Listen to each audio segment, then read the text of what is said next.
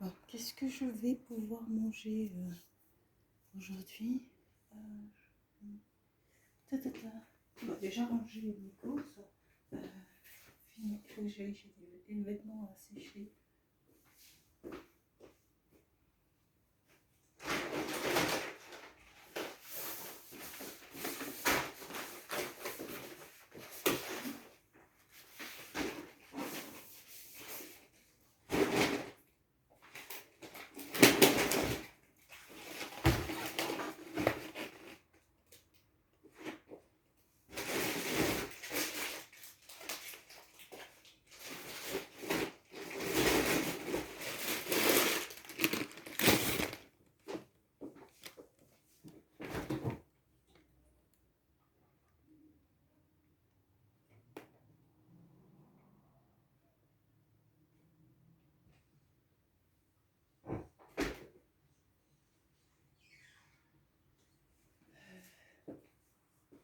Bon.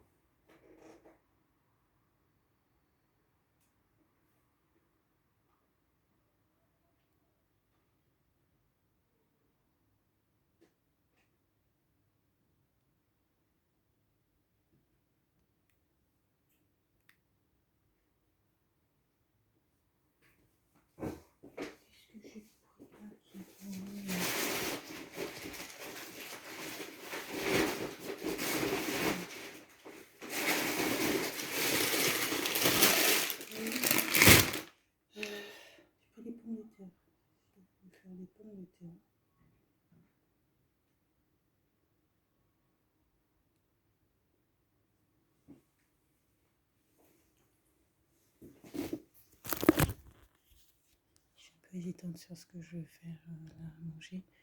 Je vais mettre un petit peu de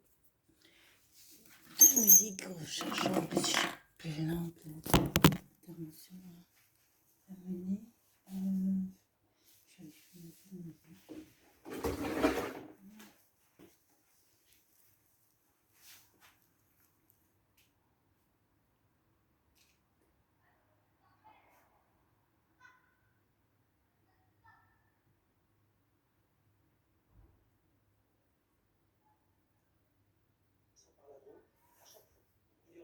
Ses anciennes entreprises qu'il avait quittées suite à des plans sociaux. Alors, qui est cet homme? Où en est l'enquête? On en parle avec nos invités dans un instant. Attention, attendez, Frédéric, Philippe, on se retrouve juste après le journal.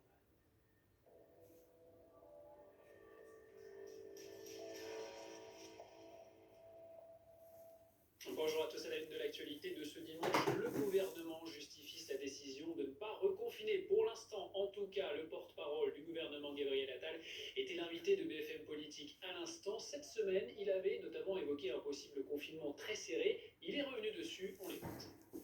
Quand on en dit peu, on nous dit qu'on n'en dit pas assez, on n'est pas transparent. Et quand on est transparent sur les pistes qui sont regardées par le gouvernement, on nous dit qu'on en dit trop.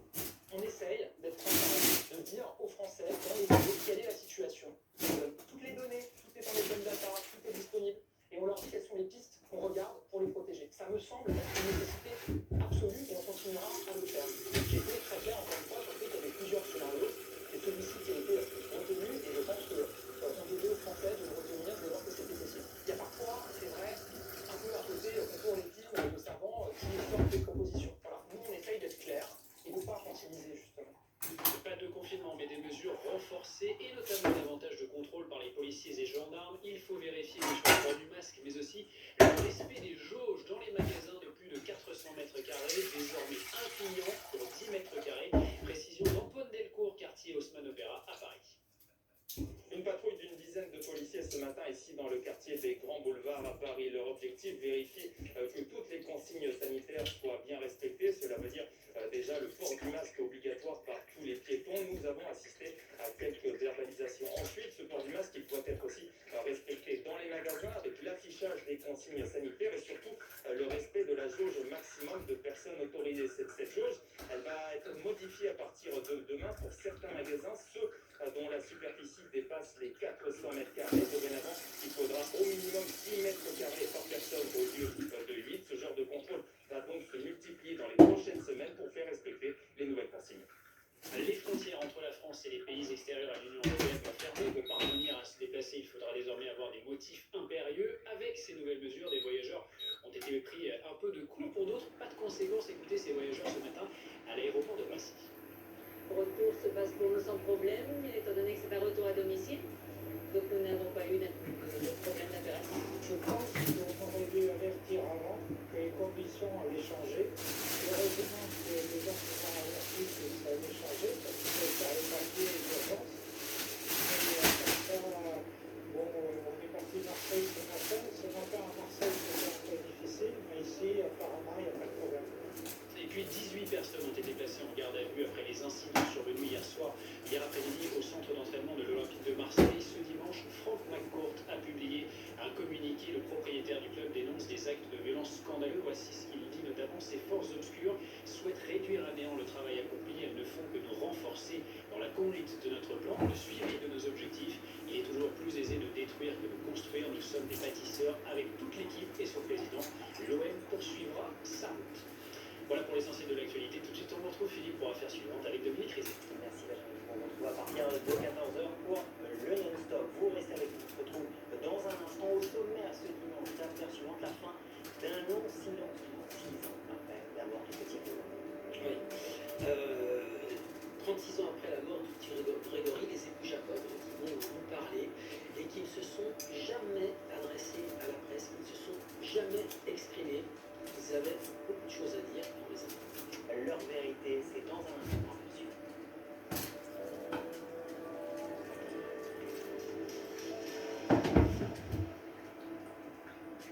Ce week-end, gros plan sur ces entreprises qui font bouger les marchés. De par les caractéristiques de son économie très SPM, même les entreprises TPE, PME, start-up, l'actualité business. Ce week-end sur BFM TV.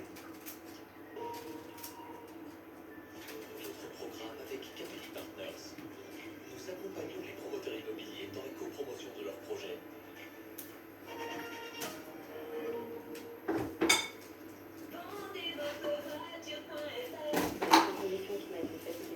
Oui, on m'a proposé bien plus que j'espérais. Je suis vraiment content d'être passé par vendezvoiture.fr. Entrez les informations sur votre voiture en ligne et recevez le prix de vente final.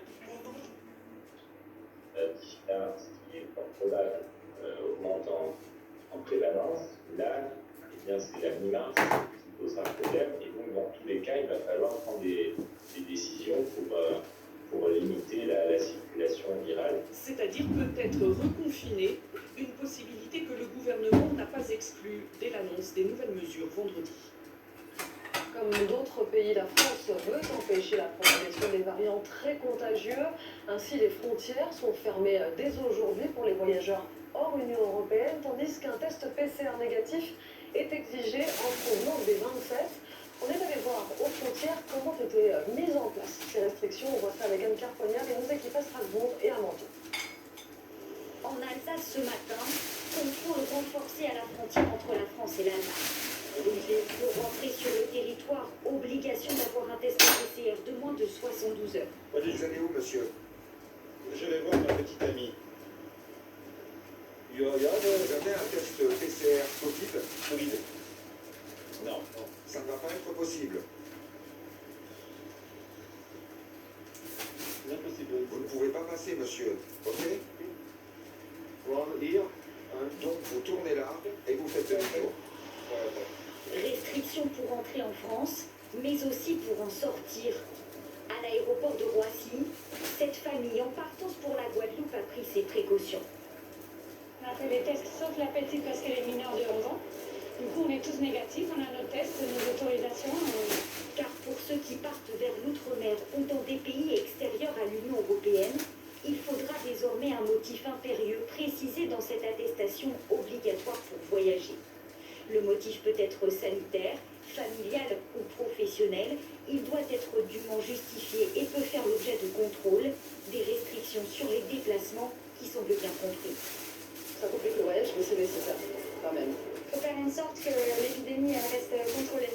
Sur le terrain, les contrôles se mettent progressivement en place. Ils devraient être pleinement effectifs à partir de demain. On prend la direction de Rome où on retrouve en direct notre correspondant Alban Nicosi. Bonjour Alban. Depuis le début de cette pandémie, on observe attentivement nos voisins italiens et surprise, le pays a décidé de rouvrir ses restaurants ainsi que ses musées dans les régions où le virus circule le moins en ce moment. Oui, ça concerne quand même 3/4 du pays. Toutes les grandes villes, Venise et par exemple ici Rome, où la chapelle Sixtine, par exemple, ouvrira à partir de demain à 8h30 sur réservation. Alors qu'on s'accompagne une très grande fréquentation, environ 10% de la jauge habituelle. Comment le sait-on? Parce qu'à Florence, la galerie des Offices, par exemple, est ouverte depuis une dizaine de jours et c'est ce taux de fréquentation qu'on observe. La culture, mais également la restauration va pouvoir ouvrir à partir de demain jusqu'à 18h. Ça permettra aux Italiens, par exemple, de prendre le café ou de déjeuner au restaurant, que ce soit à l'intérieur des salles ou en terrasse. Voilà une mesure du gouvernement très appréciée par les Italiens. Merci Alban. Prenez garde si on vous propose par téléphone de vous faire vacciner. C'est une arnaque. Plusieurs habitants du département du Doubs ont reçu des appels proposant des vaccinations payantes à domicile. Or, cet acte est gratuit. Cette escroquerie exploite aussi les difficultés que rencontrent les personnes âgées en zone rurale pour se rendre dans des centres officiels de vaccination. C'est le cas notamment dans la Drôme. Voyez ce reportage de Camille Gutin et de Sarah Lerche. Traverser plusieurs dizaines de kilomètres dans la Drôme, sur des petites routes de campagne, c'est le parcours que vont être obligés de faire Brigitte Perdrizet et Evelyne Nansen pour aller se faire vacciner. Bien, nous avons rendez-vous à l'hôpital de Montélimar, 4 février à 10h10. C'est vendredi 5 à 17h. 1h20 aller-retour de route pour le couple de 75 et 82 heures. Un trajet qui devrait parcourir 2 fois, tant pis, on va y aller 2 fois parce que c'est prioritaire. Être vacciné est prioritaire. La ruralité, là, on est trimballé, quoi. Pour les seniors ruraux, c'est difficile. Les seniors éloignés des centres de vaccination, 7 médecins de campagne en voient tous les jours.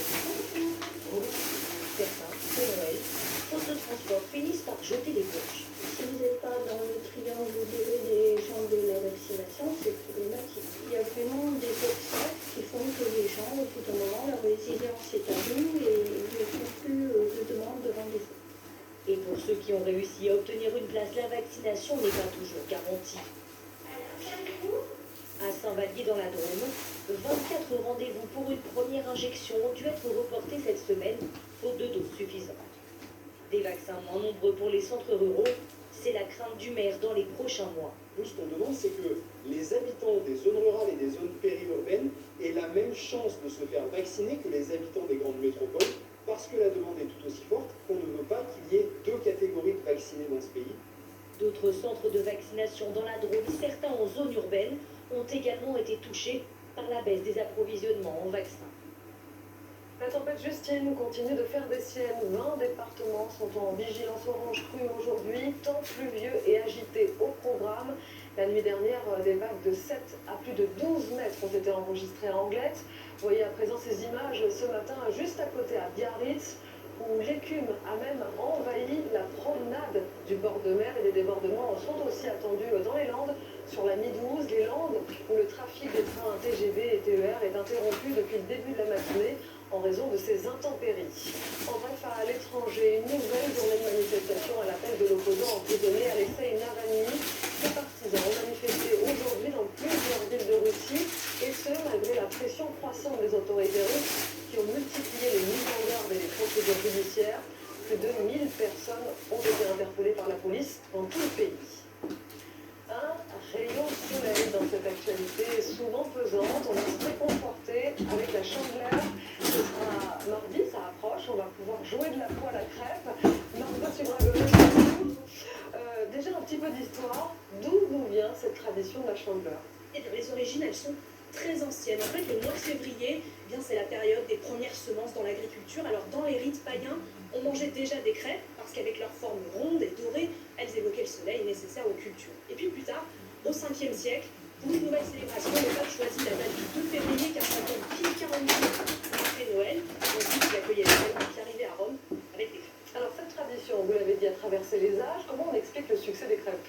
Eh bien tout simplement, c'est simple la crêpe. De la farine, du sucre, du lait, du beurre, une pincée de sel, il n'y a pas de chichi dans les crêpes.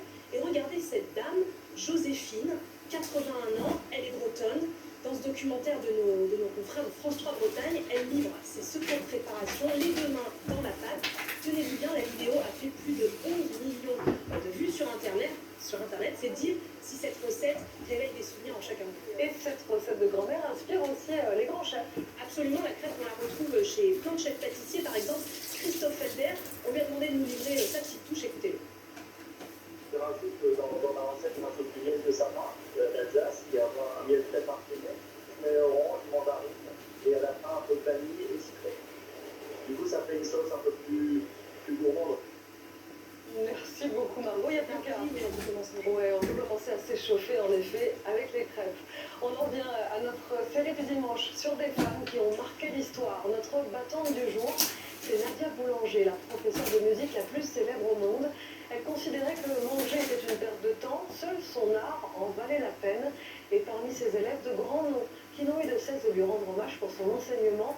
C'est raconté par Pascal Deschamps et voici la Camille.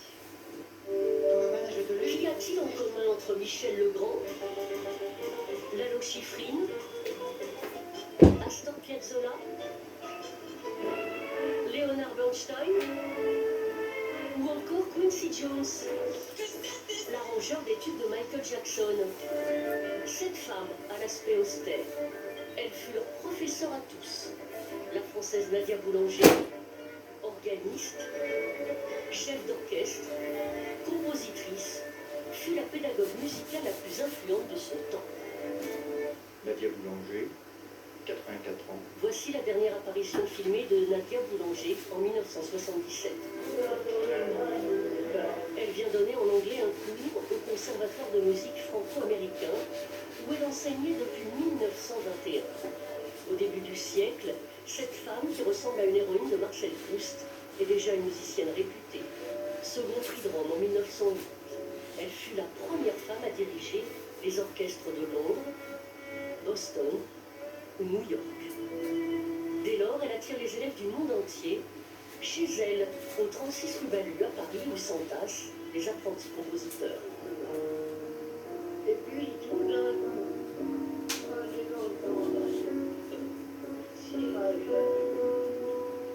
parmi eux, un certain Vladimir Kosma. Il a gardé ses cahiers de composition corrigés par Nadia Boulanger, qui l'avait pris gratuitement comme élève. Elle m'a accepté comme élève particulier en me disant, si jamais tu ne viens pas une fois ou tu ne fais pas tes devoirs, c'est fini. Je trouve qu'il est très important que le professeur laisse d'abord l'élève jouer comme il veut. Avec elle, Vladimir Kosma, auteur de plus de 1200 musiques de films, n'a pas appris que la rigueur ou la discipline. Elle m'a dit restez vous-même. J'aimerais bien que vous n'oubliez pas qui vous êtes et d'où vous venez. Elle a été très importante parce qu'elle m'a donné du courage. C'est pourquoi les musiques de ses anciens élèves sont aussi variées. C'est ce qu'a voulu montrer la jeune violoncelliste Astrid Cyranossian dans un album où elle reprend leur composition d'Astor Piazzolla à Quincy Jones pour montrer que son héritage est toujours vivant. On m'amuse de dire que Michael Jackson est devenu Michael Jackson grâce à Annie Boulanger, mais c'est vrai, puisque l'influence de Quincy Jones sur Michael Jackson a fait que Michael Jackson est devenu le musicien que nous connaissons.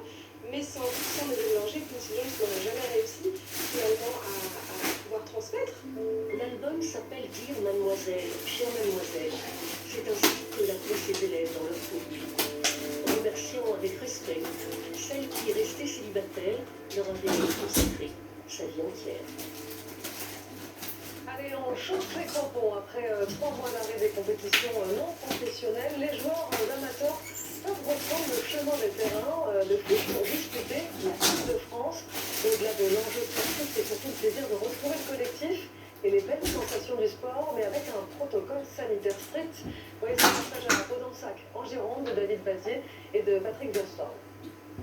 Une aubaine pour ces joueurs du village de Podensac. Grâce à la reprise de la Coupe de France, ils se retrouvent sur le terrain. Ça fait longtemps qu'on n'a pas joué, donc il tarde un peu. Moi je bosse le matin, je suis pâtissier. Moi je suis professeur de PS à Paris. Je rentre le week-end pour jouer souvent. D'accord. Toujours dans votre club d'origine alors? Toujours dans le club d'origine de Madame. Ce club du sud de la Gironde évolue en Régional 2.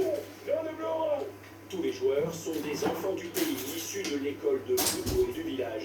Tous 100% bénévoles, comme Florian Bouillot, capitaine attaquant et ouvrier sportif. Pour moi, le meilleur souvenir en tant que joueur, c'est de France. Le matin, passer la journée à genoux, le soir aller s'entraîner, et des fois ça tire un petit peu, c'est compliqué. Le club de Podensac, comme tous les participants de la Coupe de France, doit appliquer un protocole sanitaire très strict. Joueurs et dirigeants ont subi des tests PCR. Oui, mais tout à l'heure, ça va. Des résultats des tests. Oui, j'ai reçu ce matin, j'ai envoyé le mien par mail au club, quoi. C'est bon, négatif. Maintenant, il y a un deuxième test à faire le jour du match. Donc on ne sait jamais si elle est positive, on ne pourra pas jouer. Mais je pense que c'est une première étape de parmi tant de avant de jouer ces matchs. C'est difficile pour nous, par exemple, pendant les heures-là, c'est pour avoir un médecin libre le dimanche après-midi pour vérifier tous les tests négatifs de PCR. Ça serait bien, mais c'est nous, Le club sera fin prêt pour le match, mais d'autres équipes ont dû déclarer forfait car la reprise de la compétition a été annoncée il y a seulement une dizaine de jours. Faute d'avoir pu rouvrir leurs installations, le FC Mérignac, l'adversaire de Podensac, pourra sans s'être entraîné. Certains peuvent s'entraîner, nous on ne peut pas. Il faut l'accepter et essayer de se préparer le mieux possible pour essayer de passer le plus de tours possible malgré tout, puisque c'est une opportunité que nous avons de discuter de matchs de foot. Les joueurs de Podensac reçoivent leur maillot de compétition. Ce match se jouera à huis clos, sans les 3000 supporters qui les encouragent habituellement pendant la Coupe de France. Et on poursuit avec Grégory Naboulet. Bonjour Grégory. Sur le terrain, c'est aussi Lens qui n'en finit plus de surprendre en Ligue 1. Oui, le Racing Club de Lens, promu cette saison en Ligue 1, fait pour l'instant un parcours remarquable, 6e du championnat. Pour la plus grande fierté là pour le coup des supporters sans erreur, lorsqu'a battu Montpellier hier de buts à 1 à Montpellier. On passe à Lionel Messi. La star coûte très très cher à son club, le FC Barcelone, selon les révélations de la presse espagnole. Oui, regardez la une aujourd'hui du journal El Mundo, cette somme pharaonique, 555 237 219 €, c'est l'argent versé par le Barça à sa vedette Lionel Messi pendant 4 ans, un contrat à 128 millions d'euros par an, des révélations qui interviennent alors que le FC Barcelone est au bord de la faillite avec près d'1 milliard d'euros de dette. Cela relance évidemment les rumeurs de transfert de Lionel Messi. On parle régulièrement de son nom au Paris Saint-Germain. Et si on allait en Australie pour voir du tennis presque comme avant? Oui, regardez cette image, Novak Djokovic qui va saluer un public heureux et sans masque. Ce n'est pas une image d'archive, cela se passe en Australie après une stricte quatorzaine imposée aux joueurs et joueuses de tennis a repris presque comme avant. Ce sont des matchs d'exhibition avant le grand début de l'Open d'Australie dans une semaine. Les autorités ont annoncé hier que 30 000 spectateurs par jour pourront y assister. C'est 2 fois moins que d'habitude, mais déjà une grande victoire pour Melbourne et l'étape de Victoria qui atteint hier son 84e jour consécutif sans le moindre cas de Covid-19. On termine avec du ski ce week-end à Chamonix. Oui, et un coup de chapeau à 2 skieurs français. Clément Noël d'abord, il a remporté hier le slalom de Chamonix. Sa première victoire cette saison en Coupe du Monde, la 7e de sa carrière. Classement général de cette Coupe du Monde dominé par ce garçon Alexis Pinturo. Il est en bonne voie pour devenir le 3e skieur français à remporter le prestigieux Gros Globe de Cristal après Jean-Claude Killy ou encore Lucas Font. Merci beaucoup Grégory. Et comme je sais que vous chantez un mot de l'Eurovision, c'est Barbara Pravi qui représentera la France pour la finale de l'édition 2021. Prendra-t-elle la relève de Marie-Myriam, une dernière gagnante? Ça remonte quand même en 1977. Verdict à Rotterdam, fin mai. Allez, on écoute un peu.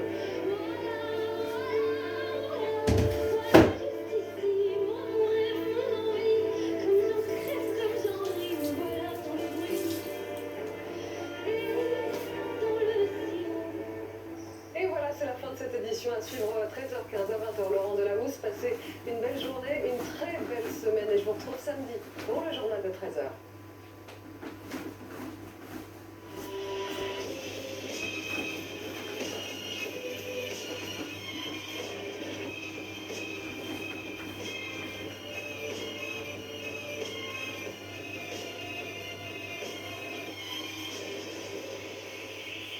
Bienvenue dans 13h15 le dimanche. Au sommaire de ce début d'après-midi, nous prendrons des nouvelles de nos Français expatriés aux États-Unis.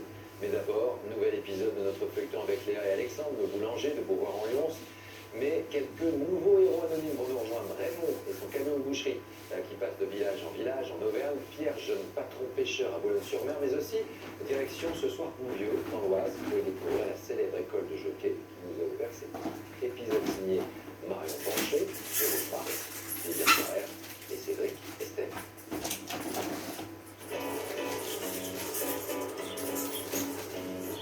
On a décidé de vous présenter un petit nouveau.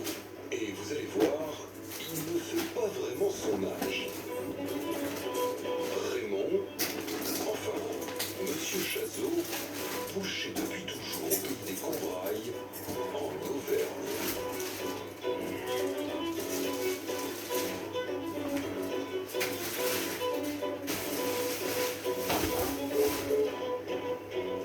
Raymond Chazot est boucher ambulant, comme on dit.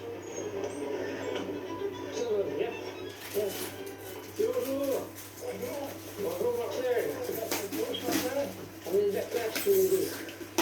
Ça veut dire quoi être de la classe? Ah, de la même année. C'est l'année des braves, Marcel.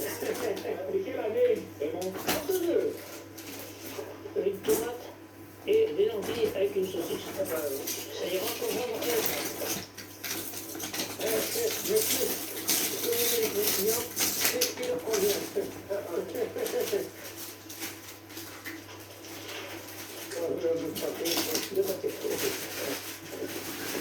Marcel, tu fais ton jardin encore? Non. Vous étiez riche avant ici. C'est bien, on va faire